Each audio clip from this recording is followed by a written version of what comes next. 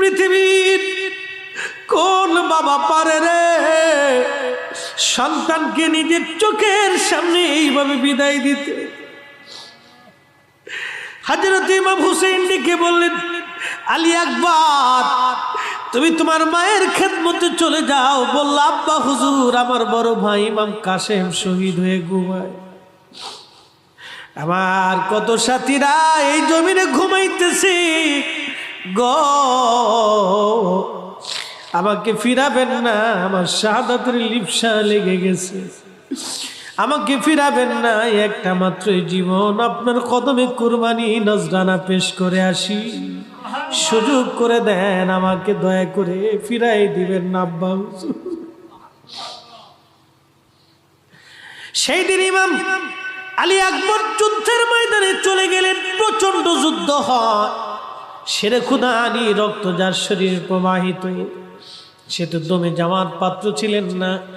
বেঈমানদেরকে জাহান্নামে পাঠিয়ে ইমাম আলী আকবর বাবার কাছে ঘোড়া দাবড়ায় ফিরে এসে বলেন, আব্বা জান, যদি পারেন এক পেয়ালা পানি যদি আমাকে দিতে পারতেন আব্বা জান, প্রচন্ড কষ্টে আমার কলিজা পর্যন্ত শুকায় গেছে, আব্বা জান আমার সহ্য হয় না। ইমাম হুসাইন চোখের পানি ছেড়ে দিয়ে বলতেছিল, আলী আকবর, তোমার পানির অভাবে কলিজা শুকায় গেছে রে, আমি হুসাইন এই ফোরাত থেকে পানি আনতে পারি নাই, বাবা হয়ে সন্তানকে পানি দিতে পারি নাই রে আলী আকবর। তবে শোনো শোনো রে আলী আকবর, তোমাকে কিছু কথা শোনাই। আমার আব্বা জান জিহাদের জন্য বাড়ি রেখে বহু দূরে চলে যাইতো, আমরা বাড়িতে একা পড়ে থাকতাম, বহুদিন পর্যন্ত আমাদের ঘরে অভাব ছিল, খাবার থাকতো না, পানি থাকতো না আমাদের ঘরে, ক্ষুধার যন্ত্রণায় পানির পিপাসায় আমরা ঘরের মধ্যে মায়ের কাছে বসে বসে কাঁদতাম। রাহমাতুল লিল আলামিন নানা জান আমাদের দুঃখের কথাগুলি শুনে দৌড় থেকে বাহির থেকে ফিরে এসে আমাদের ঘরে দৌড়ায় আসতে। পৃথিবীর কারো কাছেও দুঃখের কথা না বললে নানার কাছে বলতাম, রে আলী আকবর, প্রচন্ড ক্ষুধা তৃষ্ণার অভাবগুলি নানার কাছে জানাইতাম।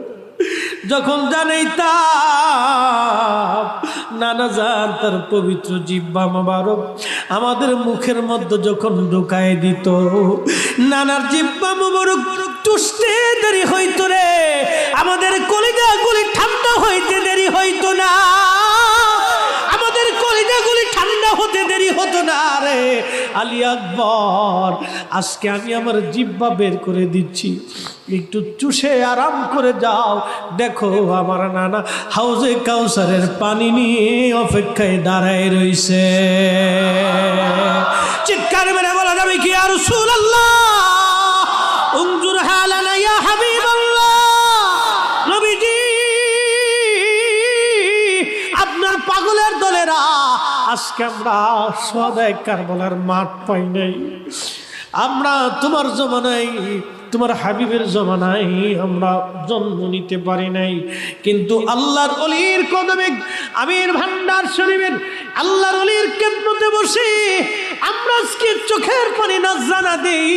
ইয়া রাসূলুল্লাহ, আপনি ফিরাই দিবেন না, এই নজরানাকে কবুল করে শহাদায়ে কারবালার গোলাম হিসেবে আমাদেরকে কবুল করে নেন।